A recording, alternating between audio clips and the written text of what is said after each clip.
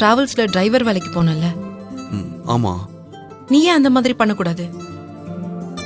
என்ன சிஸ்டர், நீங்களே ஒரு திரும்ப டிரைவர் வேலைக்கு போக சொல்றீங்க? இல்ல, டிரைவராக சொல்லல. சொந்தமா நாமளே ஒரு டிராவல்ஸ் ஆரம்பிச்சா எப்படி?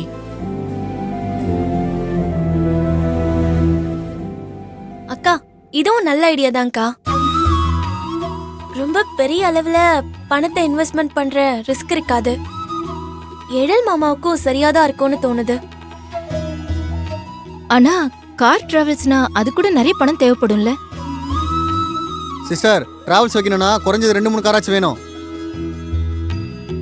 2-3 காரா?